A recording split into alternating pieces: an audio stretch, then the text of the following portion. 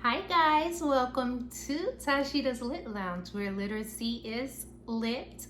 Today we are continuing Junie B. Jones, Jingle Bells, Batman Smells, P.S. So does May. Okay, so we are now reading Chapter 8, Being Shellfish. Let's see how Junie B is being shellfish. Thursday. Dear first grade journal, I cannot believe this situation. Mother said no more money. Plus, Daddy said no more money too. They said Grandpa Miller already gave me $5 whole more. Only he was not supposed to tell them that. And so great. Now I have stress in my head. I need an extra buck. I tell you, I really need an extra buck. Your friend, Junie B., first grader. I closed my journal and I looked all around. My friend Herbert was not writing in his journal. I tapped on his head. Herb, I need a buck. I really need a buck. He nodded. I know, Junie B, you told me that on the bus, remember? But I don't have a buck. I really don't. He pulled out his pockets to show me, then he turned back around. I tapped on his head again. Yeah, only I don't need it now, Herb. I need it for tomorrow, I explained. And so just bring me $1 tomorrow and I'll be your bestest friend. Herb turned around again. You already are my bestest friend, he said. Plus, I already told you. My mother will only give me the exact amount I need for my gifts. She says every time she gives me extra money, I lose it. I rolled my eyes. Mothers, I said, they're all the same. They think children lose everything, and we don't. Herb nodded. I know we don't. It's ridiculous. After that, he came back and looked at my desk. Can I borrow a pencil? I lost mine. I gave him a pencil. Then I reached across the aisle and I tapped on Lenny. Psst, Lenny, I need an extra buck tomorrow. Can you bring an extra buck? Huh, Lenny? Please. Lenny shook his head. Sorry, Junie B, but my parents are tightwads. I've never had an extra buck in my life, he said. Jose turned around and nodded. My parents are tightwads too, he said. They are muy tacaños. That means tightwads in Spanish. Just then, Snoopy Head May reached across the road very happy and she poked me with her pencil. Ask me, Junie Jones, ask me, she said. My parents aren't tightwads. I always have extra money. She reached into her backpack. I have $2 whole with me right now. Want to see? She took out a shiny plastic wallet. And wowie, wow. There were $2 whole folded up in there. See, said May, I told you I had money. My parents say I should always have money in case of an emergency. I sat up, very perky. Wow, what a coincidence, because this is an emergency, May. I said, and so if you will just give me one of those dollars, that will take care of my whole entire problem. I held out my hand, but May just frowned her eyebrows. Don't be silly. This is for my emergencies and not yours, Junie Jones, she said. She started to put her wallet back. I talked my fastest. But you are a giver, May. Remember that? You are a giver and I am a shellfish. May shrugged. Yeah, so? So if you give me $1, I will take $1, and that will make sense for both of us. May shook her head. No, I can't, she said. My father says that friends should never borrow money from each other. I clapped my hands real thrilled. Then it's perfect, I said, because you and I aren't friends. I don't even like you, May. Plus, listen to this. I'm not even borrowing the money. You're just giving it to me, and I'm not paying you back. May made a mad face at me.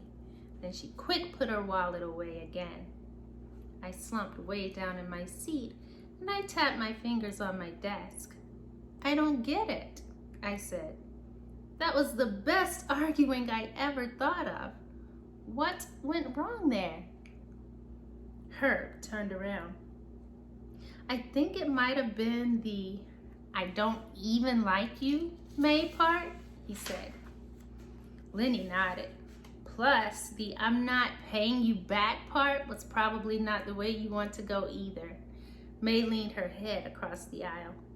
Or else, maybe you were never ever getting the money in the first place, she said real mean. Did you ever think of that, Junie Jones? I glared my eyes at her. You're going to be sorry, I thought in my head. You're really going to be sorry.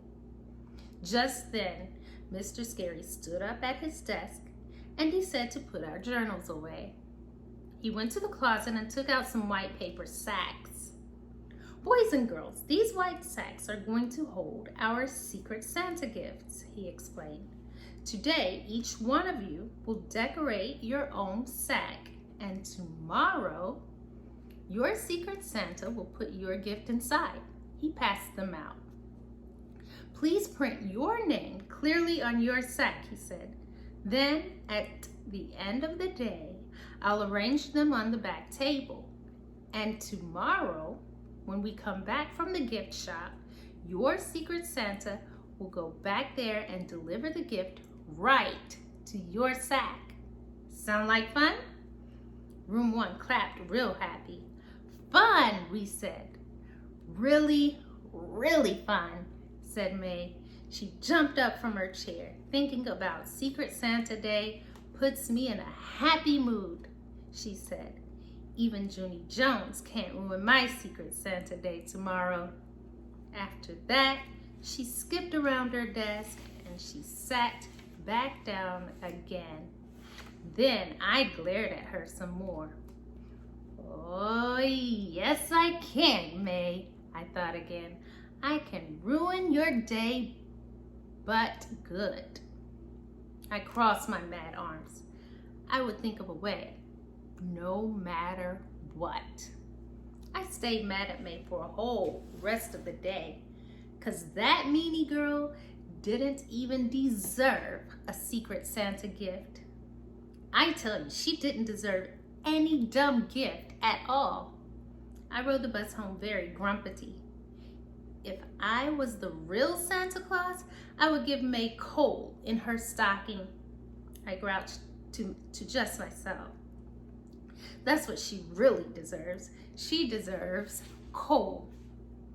Just then, I sat there very still, and I did not move my muscles. My brain rewinded itself.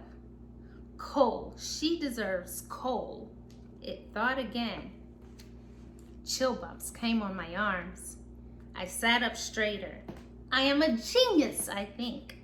I zoomed home from my bus stop as fast as a rocket. Then I ran in my front door, and I ran out my back door, and I stopped at Daddy's Barbecue Grill. The barbecue grill is where Daddy cooks hamburgers and hot dogs, and there is a big bag of coal there. I reached in my hand and I pulled out a lump. Then I rushed to my room speedy quick and I showed the coal to Philip, Johnny, Bob. Coal, I got coal, Phil. See it, huh? See the coal? Coal is what the real Santa Claus gives mean children. And so that is exactly what I will give May. Philip stared at it, very curious. Yeah, only here's the problem. That's not actually coal, he said. That's called a charcoal briquette. I did an annoyed breath at him. Yes, Philip, I know it's a charcoal briquette, I said, but I saw a picture of coal before, and it looks exactly like this, kind of. And so May will not even know the difference. Philip looked at the coal some more. Oh, I get it, he said. The coal is to teach her a lesson, right? Right, Phil, I said.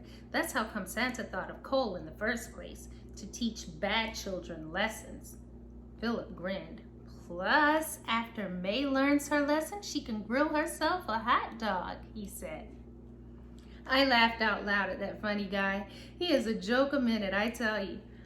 I put the coal in a little plastic baggie and I dropped it in my backpack.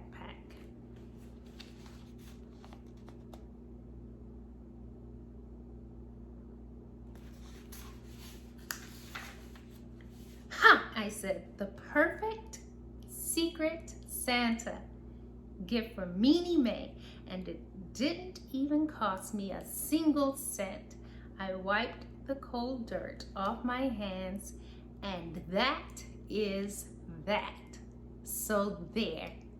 And that is the end of chapter 8. I hope you enjoyed, and I'll see you soon to read chapter 9. See you soon.